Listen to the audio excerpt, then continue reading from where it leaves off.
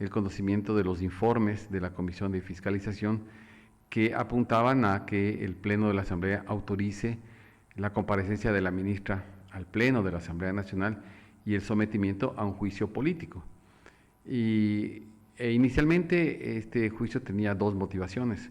La una era la incursión en la Embajada de México, lo cual finalmente ha sido retirado porque varios grupos políticos habíamos mencionado, me refiero también al grupo nuestro, habíamos mencionado que de ninguna manera íbamos ni siquiera a discutir el tema, si es que este estaba contaminado, digamos así, con el cuestionamiento a la incursión en la Embajada de México.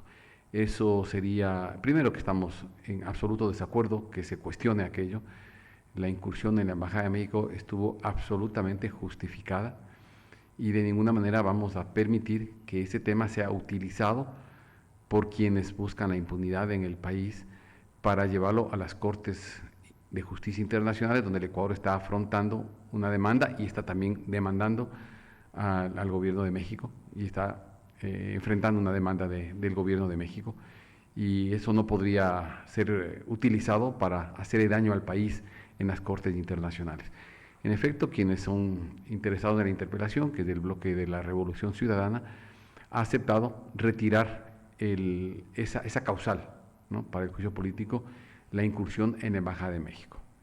Entonces, el tema ya entrábamos en materia ya del interior del país, ¿no? En los temas de seguridad. ¿Cómo percibe el Ecuador el cumplimiento de sus funciones? Porque para eso es un juicio político, para determinar políticamente si un ministerio, un ministro, está cumpliendo o incumpliendo con sus funciones. Y el país está viviendo, evidentemente, niveles de inseguridad alarmantes, la criminalidad, el sicariato, la vacunación, eso está presente todos los días, está matando al comercio, sobre todo en la costa ecuatoriana, sobre todo, y no solo, pero el turismo, cuánta gente deja de venir al Ecuador por esa imagen de inseguridad y de violencia que transmite el Ecuador hoy día, cuánta gente deja de movilizarse quizás a las playas de la costa ecuatoriana por temor a todo lo que uno percibe y mira en las noticias. Entonces, ese es un tema en el que sí es importante que la ministra acuda al Pleno de la Asamblea, que se pueda defender y que pueda explicar las medidas que está adoptando el gobierno nacional en materia de seguridad, y luego juzgar si consideramos que cumple o no las expectativas del país. Vamos a ver, yo no tengo los números, se dice que ha reducido el número de asesinatos intencionales, veamos en qué porcentaje y si ese porcentaje es, digámoslo, aceptable, porque ahí podrían haber, siempre van a haber criterios, ¿no? Uno puede decir, bueno, se han reducido los homicidios en un 20%. Bueno, está bien, hay una reducción, pero otro podría decir, no, eso es absolutamente insuficiente. Siguen habiendo muchos homicidios en el país. Perdone la interrupción, pero un niño sabe que eso no es verdad, que quieren eso, que quieren datos estadísticos, que quieren saber si se ha reducido, qué se está haciendo, eso no les importa. Lo que les importa es la venganza, la vendetta, es porque retiran la causal, pero viene a hacer lo mismo. Y la persona clave de la embajada de México, lo que quieren es su destitución y por eso contaron con el aval de Construye. Construye votó así. Solo déjenme superar esta llamada, no corté las líneas antes, pero luego seguimos. Buenos días, escuchamos, adelante. A ver, bueno, se retiró. Repite la llamada, por favor. Repite la llamada y salimos inmediatamente. Ingeniero, está la línea expedita la persona que llamó. Le decía, ¿cómo fue el comportamiento de la votación de los movimientos? Bueno, usted me estaba consultando la votación del movimiento Construye votó a favor de que la ministra del Interior venga a la Asamblea Nacional a enfrentar la interpelación en un juicio político. ¿Cuál era el argumento? ¿Escuchó usted bien ahí? Sí, claro.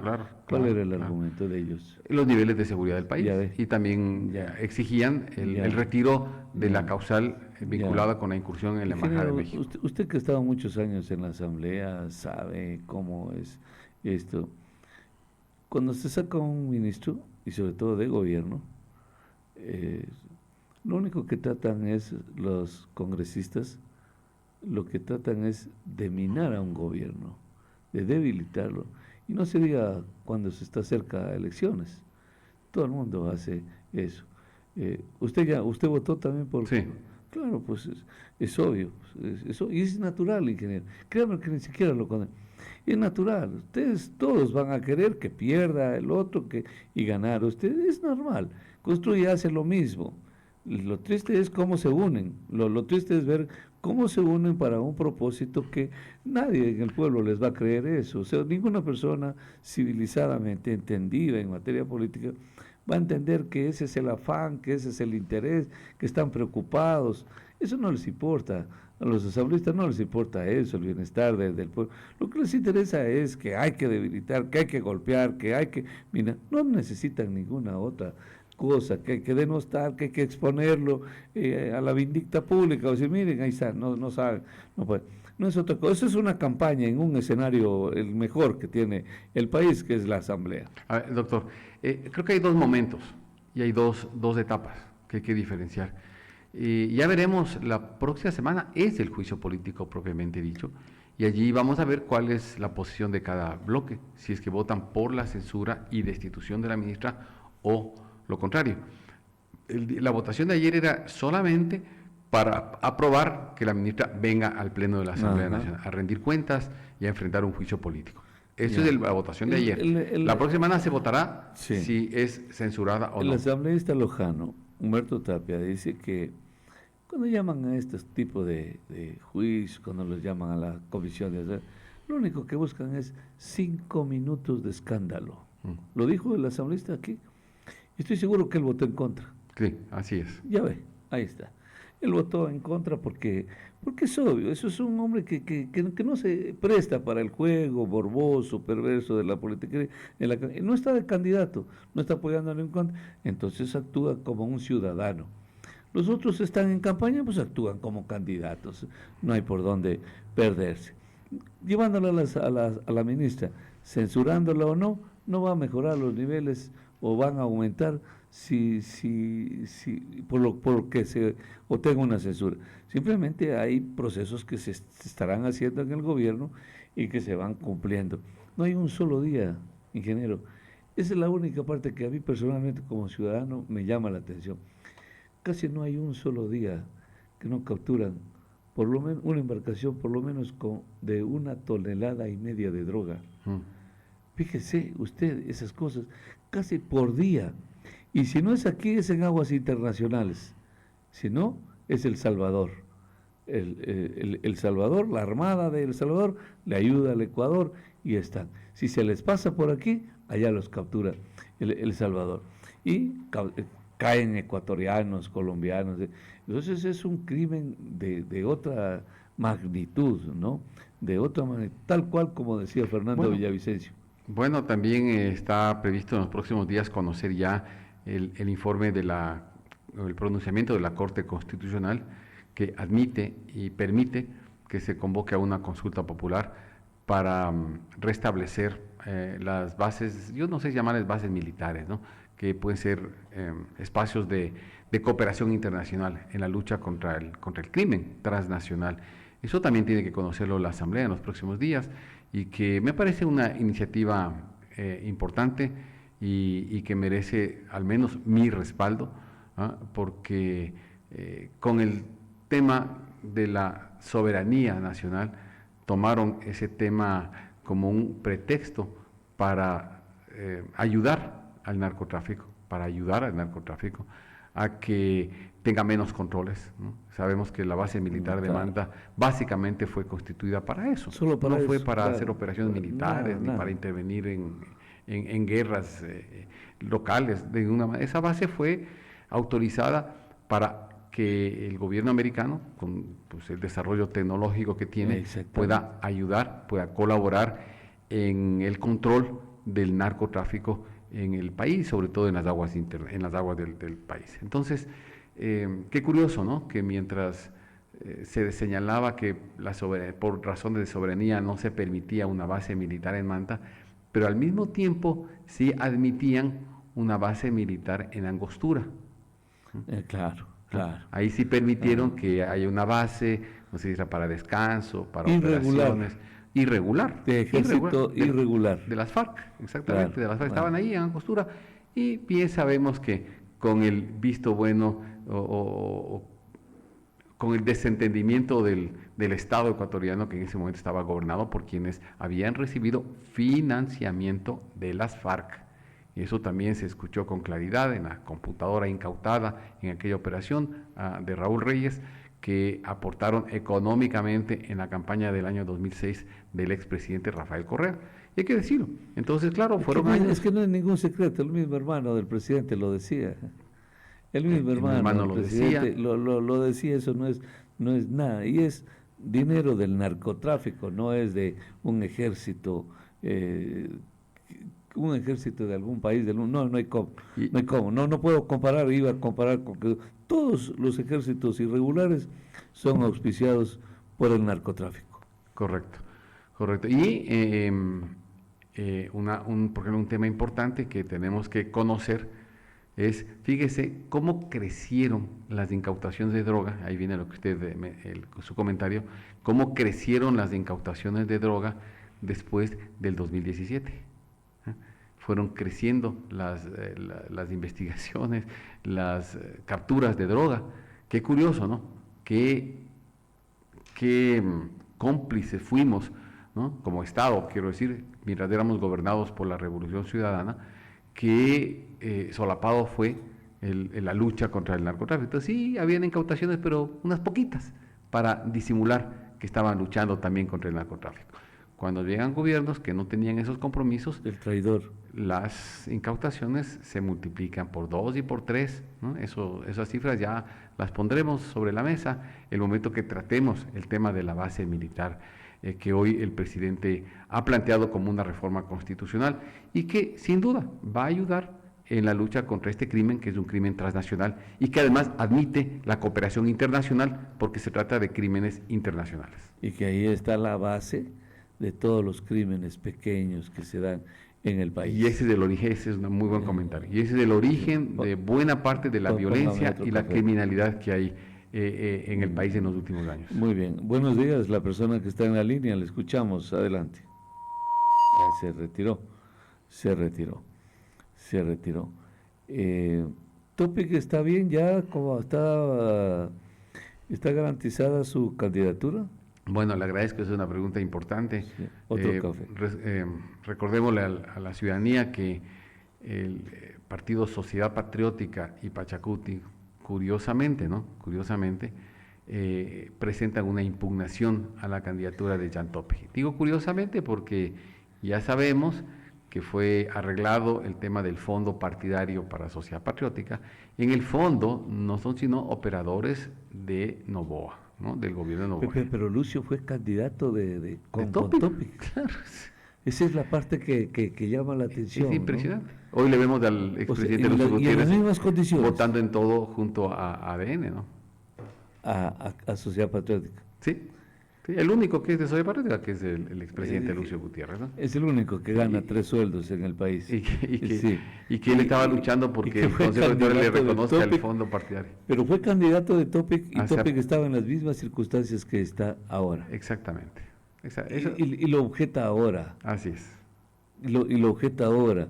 Pero va a pasar la prueba. Entonces, usted sabe que ya en el Consejo Nacional Electoral ha sido desechada la impugnación porque el argumento es que el señor Jan Topic tiene contratos con el Estado.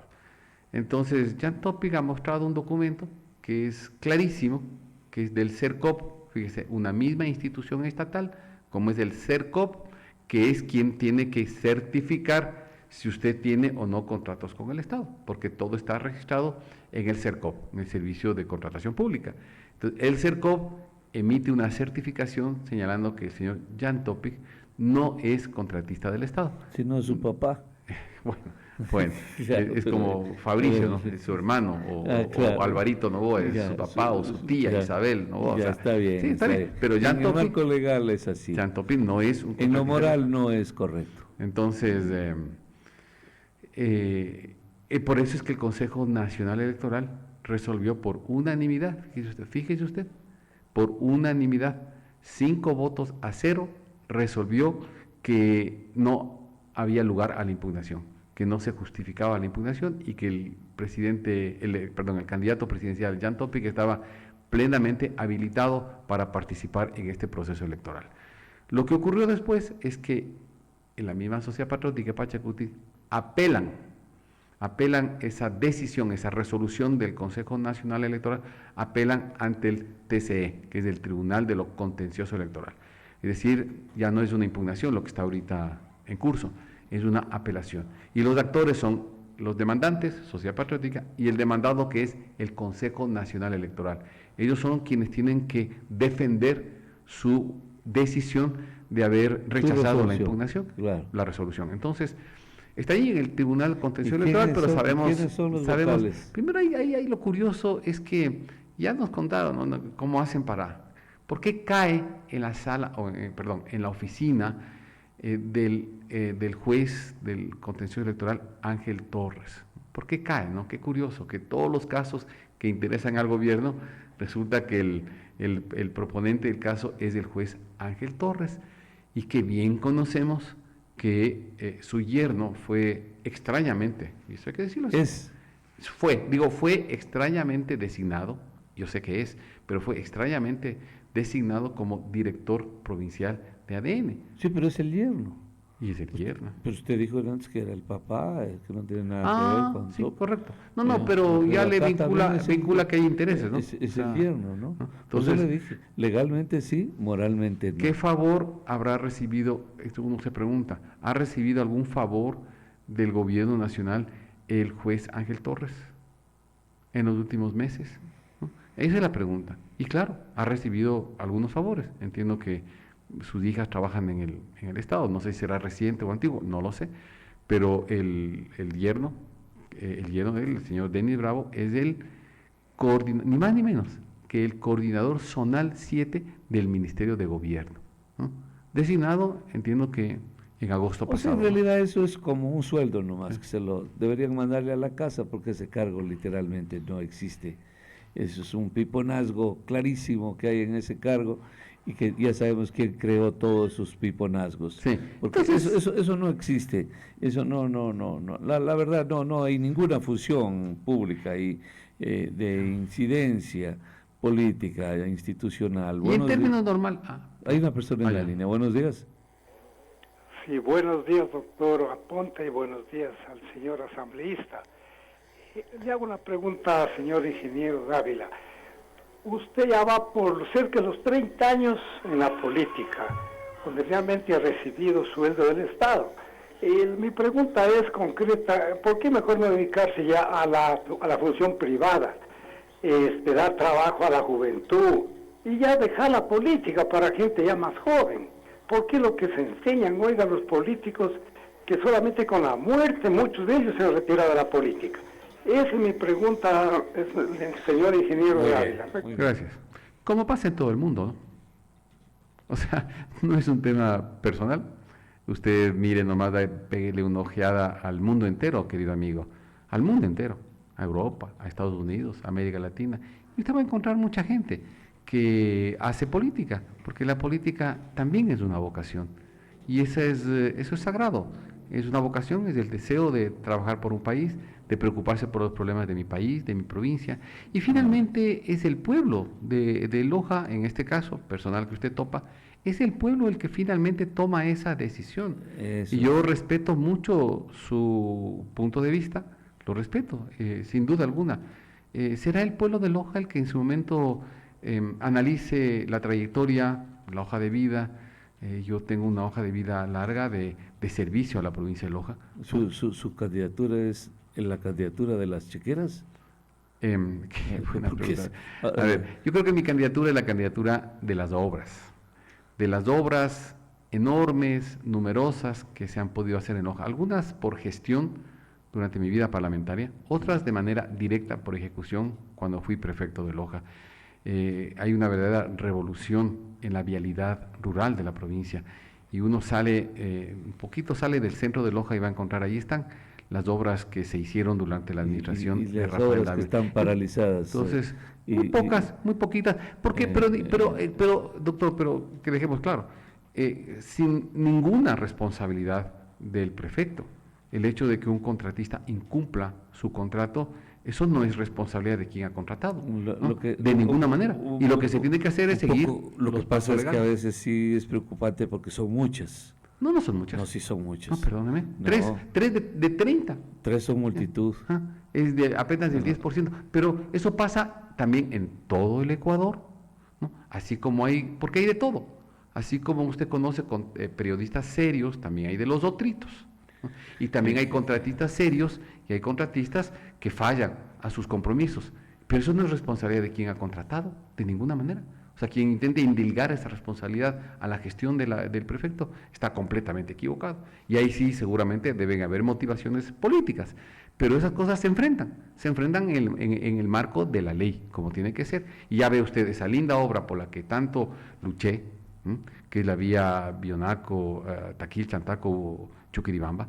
Ahí está, gracias a Dios, Ya está en rehabilitada, marcha, ya está en marcha. sí, retomada, a punto de terminar, entiendo, en pocos meses más, para servir a las parroquias noroccidentales de nuestra provincia, un proyecto encaminado, gestionado, ideado, planificado por mí, por mi administración, y qué bueno que se esté terminando, estamos todos felices. Entonces, y hemos hecho 30 carreteras rurales en los últimos años, a sectores, fíjese doctor, y usted lo ha dicho alguna vez, y le agradezco, cuando en Loja nunca se había asfaltado ni un metro cuadrado de vías rurales. Sí, ¿no? pero en las 30 incluyen las que están frustradas, las que han abortado. Claro, tres. Entonces estamos hablando de 27.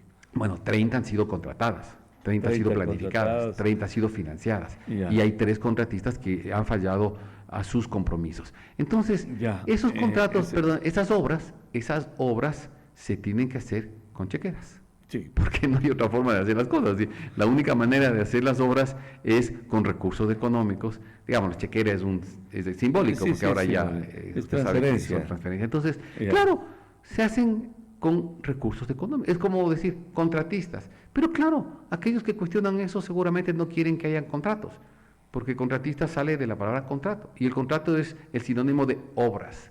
Y las obras son sinónimo de servicio, de atención a las necesidades de nuestro pueblo. Ya. Y siempre se hacen en el marco de la ley, con absoluta transparencia. Ahí está, de manera transparente, las obras en beneficio de Loja. ¿Hay posibilidades de Topic de ganar estas elecciones, de pasar a la segunda vuelta? ¿Tiene indicadores usted, científicos? Sí, posibilidades siempre hay. ¿Técnicos? Siempre hay posibilidades, por supuesto que hay posibilidades. Topic es un candidato fuerte, es un candidato que llama la atención del país ¿Por qué toda es su fuerte? experticia, porque es fuerte Ajá, Topic. electoralmente. Sí, sí. Bueno, a ver, yo diría primero por sus cualidades y sus condiciones. Es un hombre cuya trayectoria, cuya experticia es en materia de seguridad. Y uno de los temas que mayor aflige al país es el tema de la seguridad. Yo creo que el Pero Ecuador sí dicen que quisiera... intervino en Durán y fue un fracaso. Pero intervino él en temas Así le personales. dicen. Y al día siguiente de que él entró a Durán, llegó toda la estructura del Estado ecuatoriano. ¡Qué bueno!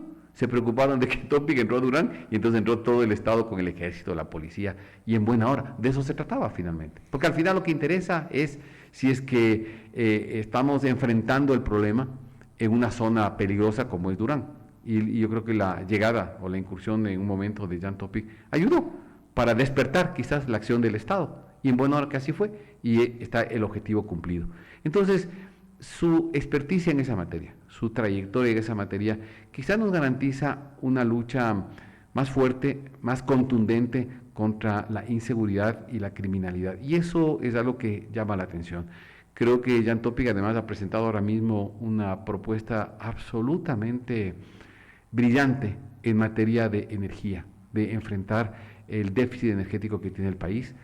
He mirado con cuidado un video que la ha puesto a circular Y realmente ahí está Sí, toda pero, la... sí, pero hay gente que le tiene la miedo enciclopedia. también a sus ideas brillantes. Puso los radares y saqueó al pueblo. Sí, Entonces pero hay que ahí tenerle creo que miedo se a está esas. distorsionando, pues, doctor. Sí. Porque los radares son puestos... Aquí en Loja los pusieron, ya, no era pero, de él, no era de él, pero ocurrió lo no era mismo, de él, ¿no? sí. A Claro. ver, los radares los ponen los municipios. Estemos primero de acuerdo en eso. Son mentalizados, son aprobados, son Propuestos. ordenados por ellos contratan a una empresa privada, ¿no? En algunos casos les compran los radares, en otros casos Japan a Japan. es un servicio de concesión, exactamente, ¿no? Pero si alguien hay que cuestionar ahí, es a los municipios, si nadie les está obligando a que hagan eso, ¿no? Bueno, la ley les dice que debe haber un control de velocidad, pero el modelo que ellos implementen es una iniciativa del municipio. Él, como ha trabajado en materia de seguridad, esta es una de las ramas de su actividad empresarial en las que ha brindado servicios al Estado. Sí, yo estoy también de acuerdo, yo he sido víctima de los famosos radares, fíjese, pero yo... En Loja, En Loja, viajando a Cuenca, viajando a la costa. Entonces, y uno se molesta, y por supuesto se molesta, pero porque porque el modelo implementado por los municipios ha sido el incorrecto. El tema del control de velocidad tiene que ser más preventivo que recaudatorio. Y ahí está el gran error, pero que se origina en los actores que contratan ese servicio, que son los municipios. Entonces, su candidatura el año pasado creció en las últimas semanas, recuerdo yo, en las últimas semanas. El debate creo que complicó a los dos, a Topi y a Otto. Los complicó y más bien quizás resaltó ¿lo has la visto por figura ahí de Daniel Noboa, ¿no? Otto? Sí, hemos hablado con Otto, sí, hemos hablado. Ya Pensé hace que unos había meses. salido del país. Pero... No, Otto tiene sus actividades no, empresariales también acá en el país y sí, es sí. un buen hombre. ¿Va a en su apoyar momento, la candidatura de Topi? Imposible. no lo he consultado, la verdad que no he hablado de ese tema creo que Otto por lo pronto ha hecho una pausa y está retirado de cualquier actividad política por lo pronto. No sé si en el futuro él retomará. O sea, le dieron una actividad. que no quiso volver nunca jamás Es en posible, su ¿no? vida también. Hay algunos que no entienden, pues, y hay gente decente. Otto ha sido un hombre decente, ¿no? Sin duda. Sí, le pegaron Sin duda. una y dijo, yo de esta no vuelvo jamás aquí. Y así lo ha hecho. En cambio, a Topi entiendo que le fue bien en la última y por eso es que regresa Pero es un candidato con posibilidades. para y, recibir otra... Y sin duda hay que luchar. Esta es una competencia en la que uno tiene que hacer los planteamientos con claridad, con respeto a todos. Al final, al pueblo de Loja, al pueblo de Ecuador, lo que le interesa de sus autoridades, de sus dirigentes, de sus candidatos, es que nos preocupemos de los problemas del pueblo.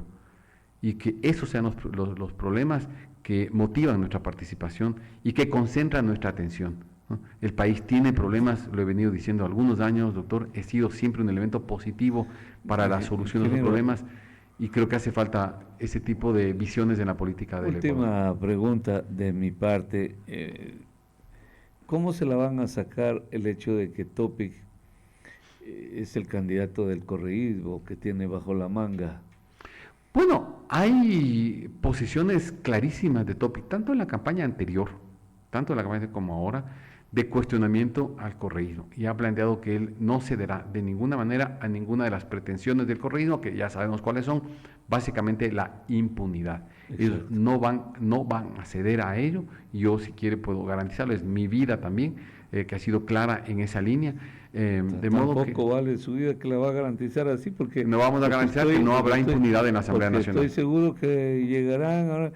¿Y qué quieren que haga? Yo no manejo la justicia, va a decir. La justicia. Eso van a decir y saldrán como cuando uno le abre la tranca a los toritos y salen todos con qué alegría, con qué libertad.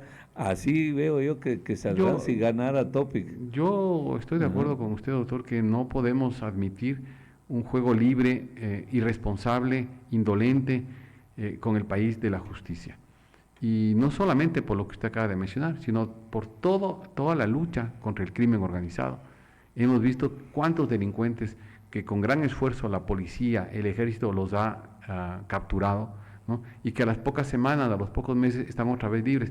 Es impresionante lo que uno descubre, ¿no? Seguramente muchos sabemos cuántas personas delincuentes han sido apresados 4, 5, 6 veces, ¿no? La policía ya no crímenes. puede más, Entonces, ni la policía protesta. Entonces, una de las acciones para luchar contra el crimen organizado, sin duda, es enfrentar el comportamiento de la justicia en el Ecuador. Hay muy buenos jueces, hay jueces honestos, hay jueces serios, sin duda alguna, pero también hay de los otros, como todo en la vida. Y, y creo que aquí tiene que haber una acción del Estado ecuatoriano para tener una justicia que sea confiable para el país Ya, y que pues, realmente sea un punto de sí, apoyo pero para la ese lucha es contra un trabajo la violencia. legislativo. Los peruanos, el Congreso peruano acaba de hacer eso. Acaba de aprobar una ley donde los ponen la picota los fiscales, fundamentalmente. Fiscales y jueces que liberen a delincuentes se atienen a las consecuencias legales también. Es que no puede ser al libre albedrío, ¿no? Discrecional. Que ponle esto, una cosita, para yo valerme de eso y te los libero.